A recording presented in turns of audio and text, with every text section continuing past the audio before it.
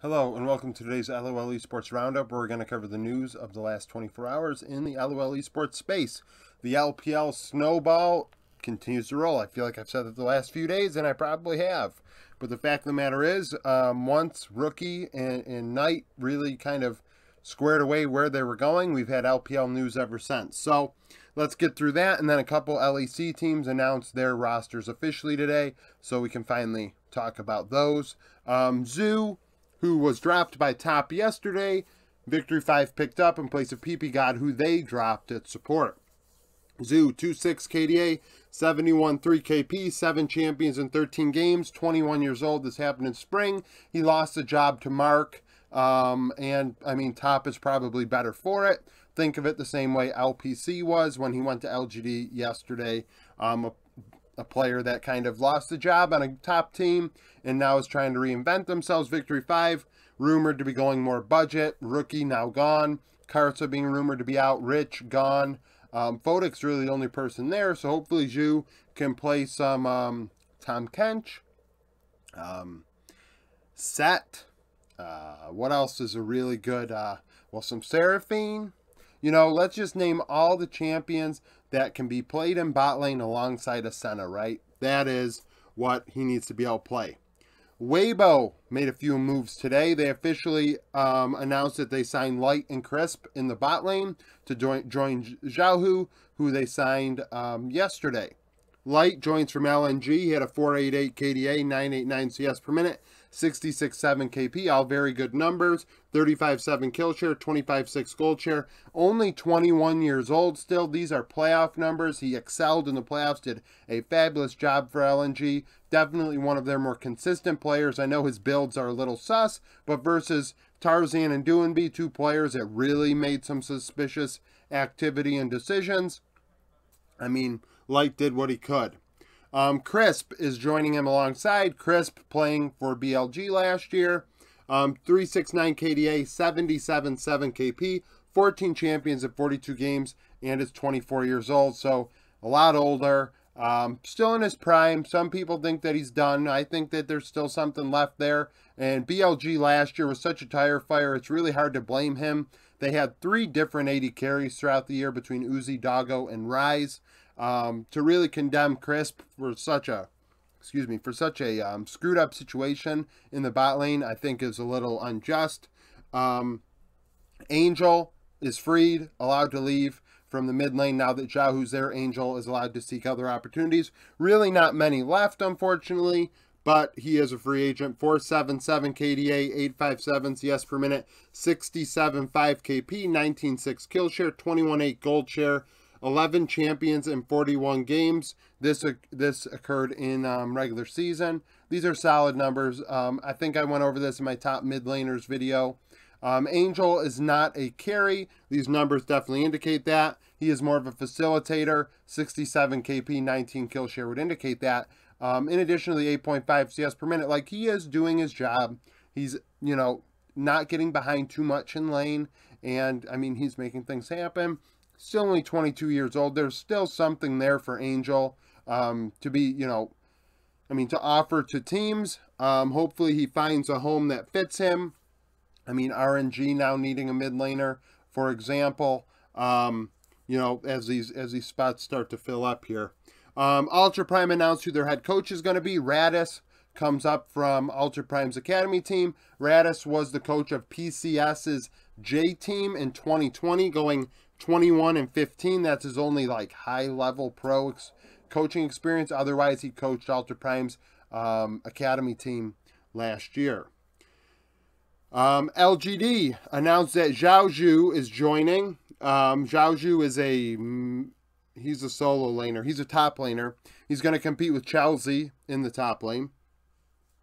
285 KDA, 849 CS per minute, 56.9 KP, 21.1 kill share, 22.9 gold share, 11 champions of 42 games in the LDL. I mean, those are solid numbers for an LDL top laner. Anything above 8 is good. 8.5 is very good. Definitely superseded that level of play, but it's really hard to gauge LGD players because LGD is such a tire fire. Honestly, all the players kind of stunk last year except Asum. And I really don't think that this year is going to look any better for LGD. Definitely not high on this, but, you know, they're giving young guys more opportunities, continuing to do so. We'll see what happens. Thundertalk signed Jin Liu. Jin Liu was formerly known as Lucas, IG support. So he is going to battle with what I assume to be battling with Yao Yao. I don't know if Yao Yao's been allowed to leave. Maybe it's going to be a Wanfeng Jin Liu angle in bot lane. But 213 KDA, 69.6 KP, or maybe, sorry, 64.6 KP, 6 champions in 15 games, 21 years old. There's still a little bit of growth there. I will say I am disappointed with this move, though. I think by signing Wanfeng, you need to bring in a support that can, you know, match him, and I don't think Jin Liu is that. He lost his job literally to a mid-split role swap to 80 carry. Like, just yesterday, Wink officially became a support. But originally, Wink was not going to be the support for IG. So, did I say Team Wii earlier? I meant IG for Jin Liu. It's just not something that I'm really happy about. I hope Yao Yao is going to be kept and wins the job over Jin Liu. BLG announced their roster. So these are the guys going to be playing alongside Bin. This roster,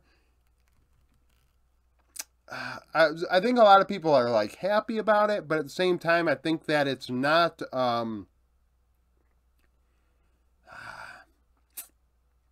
How do I put this? I think that this roster is good. It's a playoff roster, but is it like a world's contending roster, like a world championship contending roster? No. I don't think it is. So, June joins in the jungle. 284 KDA, 61 CS per minute, 78 KP, 29.3 kill share, 20.1 gold share, 8 champions in 44 games. I believe he was in my top 3 junglers of, excuse me, sorry, he was on my all-pro teams for the LPL after the split was over. Played a fabulous split with IG. That is without a doubt. He's their best player from start to finish. A big carry in the jungle. Those numbers in a meta that was not that, like, pretty crazy. Not to mention he drew Nidalee bans outright, even though he went 0-3 on Nidalee in summer. And he's only 20 years old. Like, there is, like, he still has growth left. Like, this guy is very talented. It's not that this team isn't exciting to think about. Like, it has high potential, but I just don't think, like, realistically, is it a world's contending team? No. But does it have potential? Yes. Yagao joins in mid. This is the kind of the, I guess I don't want to be a Yagao hater again, but I'm going to say a couple things here. So 362 KDA, 812 CS per minute, 61.5 KP, 15.6 kill share, 20.8 gold share, 3 champions of 14 games, is 24 years old. So Yagao is what he is.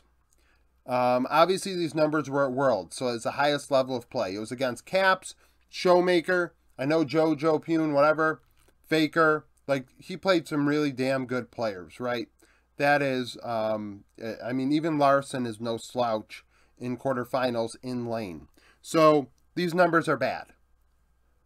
At 24 years old, there is not growth to be made, right? The only growth that could be made is learning more in terms of champion pools, matchups, and just outsmarting your opponent. You're not going to have a hands diff. 3 champions of 14 games is very concerning, and that was a concern going into these, going beyond groups at Worlds. This guy's champion pool is too small. Going into Worlds, I know I had him very lowly ranked, whatever. His champion pool was still very slow. He played like 6 or 7 champions all year long. So, that is a thing. Now, does he benefit from June literally drawing a Nidalee ban every game? Yes, same as Ben. So, it's going to be a thing for Yagao. I think he'll be serviceable in mid. He'll be good, but is he going to be, he is definitely the 4th player on this team. I think he's the 4th best player on this team. So, Elk joins. I'm a big fan of Elk. That's why. 275 KDA, 912 CS per minute, 68 KP, 29.9 kill share, 24.3 gold share, 9 champions of 38 games, only 21 years old. Elk is still going to get a little bit better. Last year, Ultra Prime was a disaster. Eventually, they swap out top laners. They swap out supports alongside him, Elk can only do so much. He had definitely some real pop-off moments, and I expect him to do that with BLG as well, alongside On, who was a very coin-flippy support. But these numbers aren't great. 912 CS per minute kind of stinks. Giving up a lot in lane there. 68 KP, they're fighting around him 2/3 of the time, which is good, but he is giving up a little bit in farm, and that's why his gold share is, I mean, compared to light above, it's 1.3% lower. And because of that, it's like, what, his kill share is 6% lower. And, I mean, he's losing out. He's losing out. So, hopefully Elk takes the next step. Still a lot of potential there. On is, like I said, the support alongside him. We mentioned him yesterday, being dropped by Weibo. 19 years old, 285 KDA, 68.9 KP, 16 champions in 40 games, has a massive champion pool, champion ocean. Anything above 15 champions is a champion ocean, in my opinion. There is no way you can, if you can't ban out a player like that, they've got an ocean. Like, there's too many things to ban here.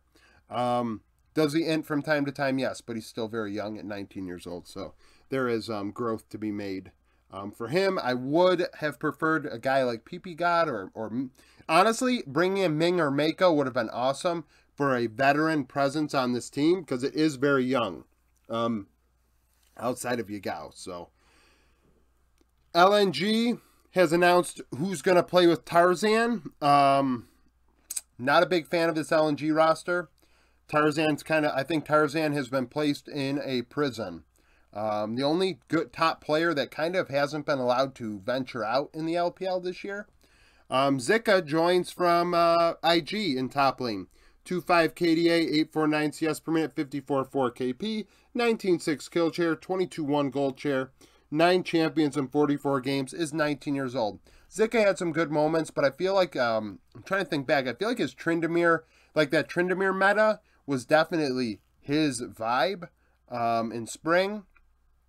But otherwise, he kind of took a step back in summer. I mean, 8.5 KD, CS per minute. He was doing fine in his matchups. Wasn't dying overly too much. 2.5 isn't great. IG kind of sucked, though. So, there is that. So, is he better than Panda C? Yes. So, it is an upgrade over Panda C. But the rest of the team does not make me any more, I don't know. I don't feel great for Tarzan right now.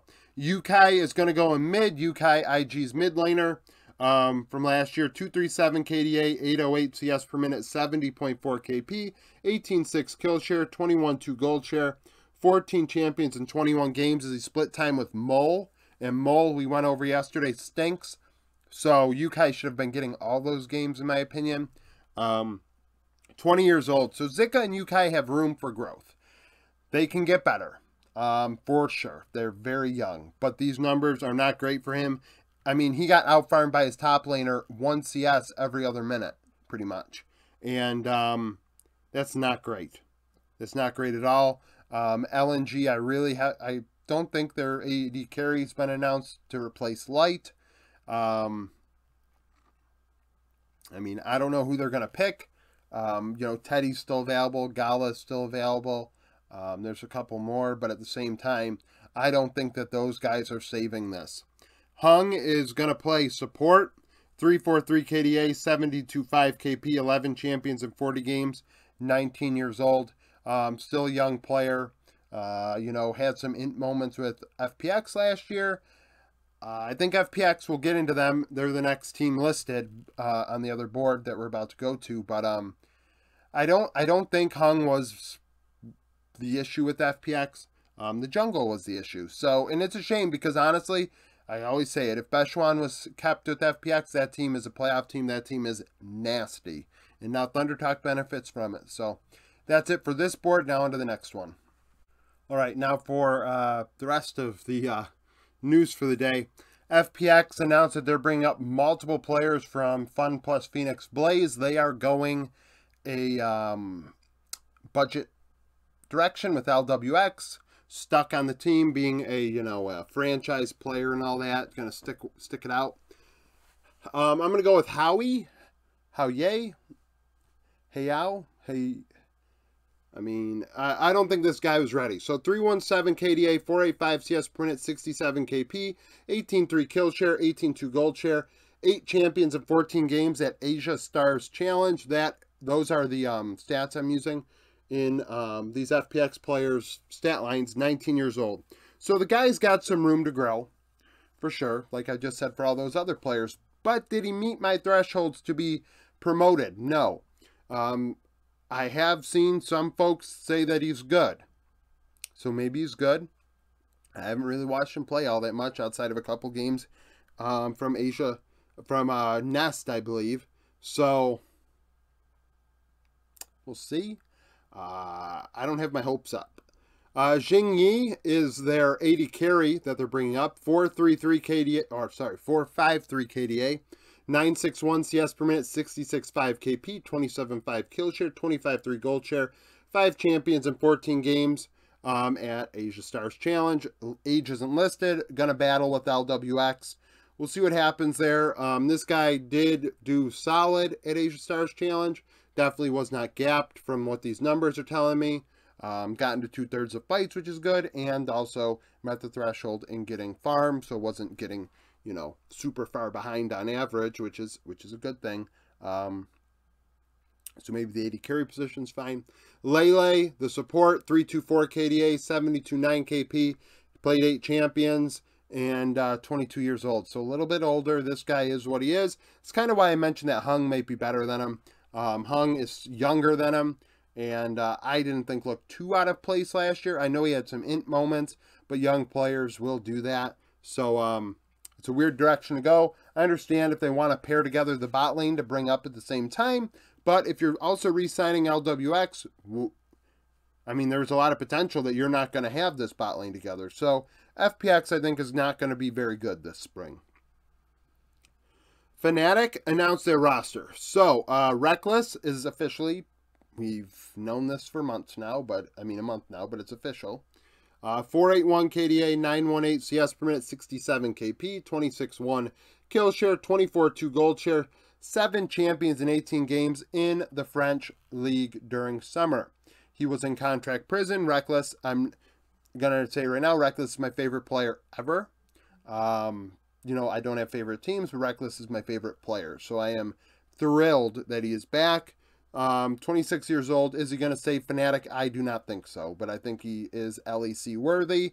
And the fact that he was screwed and playing in the French league the last little while here was bogus, to say the very least. Now, this is where I have a problem. So Rux is officially the support. 267 KDA, 77-1 KP, 7 champions in 18 games. 26 years old as well, and played in the Spanish Pro League last year with Fnatic's Academy team, so he got the call up. He's actually older than Reckless. So it's a really interesting dynamic we have here where he is going to make his LEC, pretty much I believe is like, well, maybe he has some LEC games under his belt. He isn't a regular. He was playing in Brazil for a little while, but he's 26 years old. And he only played a couple games at Worlds. Like, that's the thing. Like, a couple playing games and didn't die. And everyone's like, oh, my God, play him. Fnatic's like, sure, we're going to save a ton of money doing it this way. This, I mean, Rux could buck literally all the trends that's ever happened where you have somebody that literally comes out of nowhere at the equivalent of, what, 30 years old? Like, this is like a 30 to 35-year-old pro player literally making their debut as a rookie and expecting them to do well. Like, it doesn't happen too often. Like, you seldom see that. So, that's a thing. Crusher is the head coach. They were Fnatic's coach in that Spanish Pro League last year. 18-12 with the team last year. He's been kicking around for a while as a coach, but with Fnatic, 18-12. So, downgrade from Yamato, in my opinion, but we'll see what Fnatic does, I guess. You know, World's team, instead of having Upset and Hilly, it is now Reckless and Rux. Lastly, SK officially announces their team, and I have mixed opinions on this for sure. As somebody that has said SK gives me Fred at Brian vibes in terms of how much I care about them. So there's some interesting things here. So they signed Irrelevant to play with the big team. They allowed Gen X to go. Gen X couldn't find a team. So Gen X has signed with SK's regional ERL team. Why would they? I mean, I know Gen X probably doesn't want to like sign a full year contract. He probably wants out, but like, you're probably gonna get paid more to play on the big team. He's better than Irrelevant. I think Irrelevant's not very good right now. Very young still, only 19 years old, but these numbers were downright dog water. 332 KDA, 732 CS per minute. That stinks. That stinks. And I know it's just one number, 66.2 KP, which is higher than normal for a top laner. 2 out of every 3 fights, 18 kill share, 20.9 gold share. 6 champions in 19 games. I thought he was not very good at all for Misfits last year. Definitely was a weak part of Misfits. They should have kept Harit. I don't know why they did not. This guy is not good right now. Maybe he'll be good, but right now those numbers are not good. I mean, Gen X was like, I want to say like 8.5 to 8.6 CS per minute last split. So on average, he's up 13 farm every 10 minutes on Irrelevant. On average. Like, it's not even like a super winning matchup. The downgrade is astounding. Now, for a couple other things that I thought were nice, Marcoon is signed in the jungle. Did not have great numbers with Excel in summer, but he did do better than what numbers would indicate. 4 KDA, 486 CS per minute, 70.1 KP, 25.2 kill share, 18.2 gold share. 20 years old, 6 champions in 19 games. I thought he played solid at times. I don't like, I think, his Lee Sin or Volibear. Not big fans. Sorry. Let me rephrase that. Out of meta, I'm not a fan of his Volibear. I thought his Volibear was good when it was in meta, but then he tried to keep playing it even though it was out of meta. Not great, but I think that he is a solid pickup. He's an upgrade over Gilius, for sure. The move that I like the most, though, is Exakick. So Exakick has been brought in from the LFL, I believe. 497 KDA, 1003 CS per minute, 65.2 KP, 25.2 kill share, 25 gold share, 8 champions in 16 games at EU Masters. Still only 20 years old. No, sorry, 19 years old. Kid's good, I think. Statistically looks good. This is a move that SK definitely, I'm going to say SK made a good move with this one, getting him and bringing him up over Jezu, for sure. I mean, he's surpassed the ERL level. I mean, this happened at EU Masters. This is the highest level of play in ERLs, and he's winning his matchups the majority of the time in a convincing fashion. So, I believe I even mentioned him during my video about amateur LEC players. And the like he looks talented. So statistically looks good. Sorry. So we'll see how that goes. DOS, his support is coming up with him. Has had opportunities in the LEC in the past. I believe there is an attitude thing with him. 4.5 KDA, 70.8 KP, 8 champions in 16 games, 23 years old.